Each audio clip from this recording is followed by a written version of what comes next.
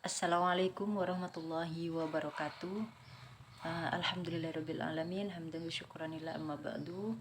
Yang saya hormati Ibu Emma Ilisa, SEI MEI, selaku dosen pengampu mata kuliah Bank dan Lembaga Keuangan Syariah.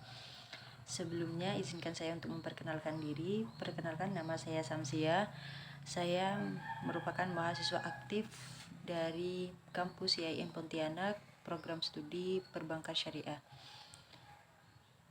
yang mana pada saat ini saya ingin menjelaskan materi mengenai rahan atau gadai syariah yang merupakan bagian dari pengumpulan tugas ujian akhir semester saya. Baiklah, untuk mempersingkat waktu, mari kita bahas materi tentang rahan di sini. Jadi yang pertama yaitu slide yang pertama menjelaskan tentang pengertian rahan. Yang mana rahan di sini adalah secara bahasa yaitu menahan. Namun secara istilah, akad dengan cara menahan harta milik seseorang sebagai jaminan atas utang yang diberikan, sehingga pihak pemberi utang merasa aman apabila peminjam tidak mampu melunasi kewajibannya. Namun patut kita perlu pahami bahwa rahan itu bukan hanya akad untuk mencari keuntungan, tetapi akad rahan itu berlandaskan tolong-menolong, di mana jaminan berfungsi sebagai pengaman, bukan untuk mengambil manfaat dari orang yang berutang. Jadi itu adalah pengertian dari rahan. Rahan secara bahasa yaitu menahan. Nah, terus yang lebih kita harus pahami yaitu akad rahan itu bukan untuk kepentingan sendiri atau untuk keuntungan kita sendiri, melainkan berlandaskan untuk tolong menolong. Jadi begitu. Ini adalah pengertian dari rahan. Dapat kita lihat di slide yang ada di belakang saya ini. Itulah pengertian dari rahan atau gadai syariah.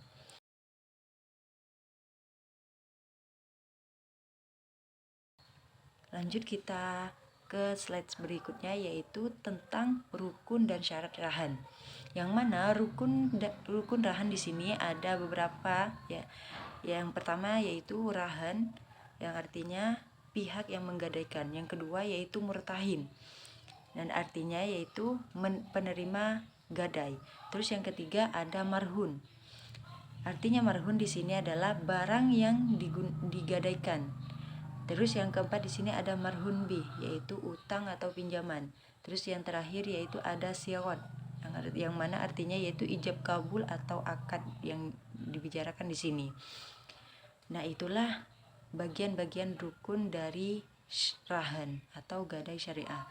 Terus yang selanjutnya di sini ada syarat rahan. Dapat kita lihat di atas rukun dan syarat rahan. Rukun rahan di sini ada 5. Terus selanjutnya yaitu syarat rahan. Syarat rahan di sini ada 3. Yang pertama yaitu barangnya harus memiliki nilai dan bisa dijadikan jaminan. Terus yang kedua yaitu harus jelas, halal dan dimiliki sah oleh penggadai. Terus yang ketiga di sini ada pinjaman bersifat jelas dan dapat dilunasi. Nah, dapat kita jelaskan atau simpulkan bahwasanya syarat rahan yang pertama di sini yaitu barang harus memiliki nilai dan bisa dijadikan jaminan. Biasanya kan orang yang meminjam uang ke bank atau menggadaikan barangnya yaitu salah satunya emas. Lebih dominannya itu emas, karena emas itu harga atau nilainya itu lebih tinggi daripada barang-barang yang lainnya. Nah, kita semuanya tahu bahwa yang biasa orang gadaikan itu ialah emas.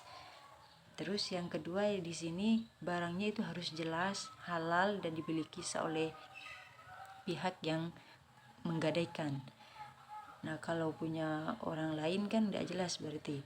Terus barangnya kalau bukan emas atau seperti minuman arak itu kan tidak jelas atau tidak halal, berarti itu tidak bisa digadaikan.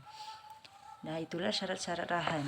Selanjutnya kita lanjut ke slide yang ketiga, yaitu menjelaskan tentang perbedaan gadai syariah dengan gadai konvensional. Yang mana perbedaan antara keduanya di sini adalah gadai syariah itu lebih menekankan pada prinsip keadilan dan transparansi serta menghindari praktik riba atau bunga yang dilarang dalam Islam.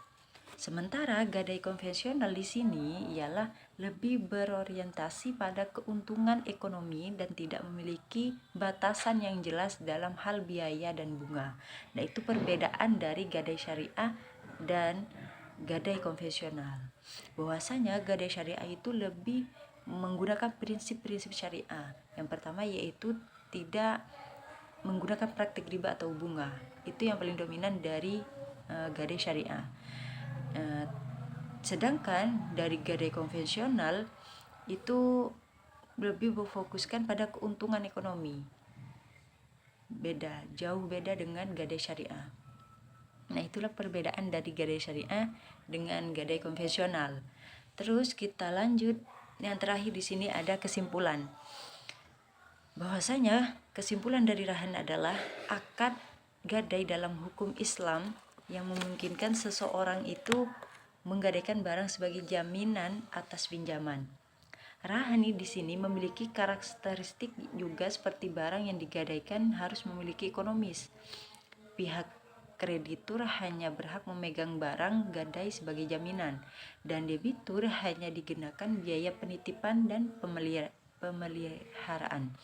Terus, Rahan di sini memberikan kemudahan akses keuangan, melindungi hak-hak debitur dan kreditur, serta menghindari praktik riba yang dilarang dalam Islam.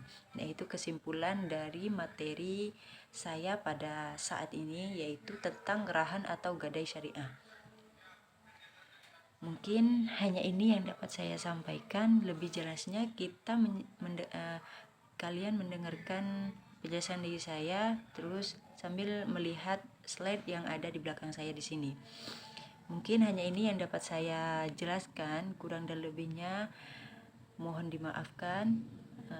Saya undur diri dari hadapan kalian semua. Wabillahi taufiq wal hidayah. Wassalamualaikum warahmatullahi wabarakatuh.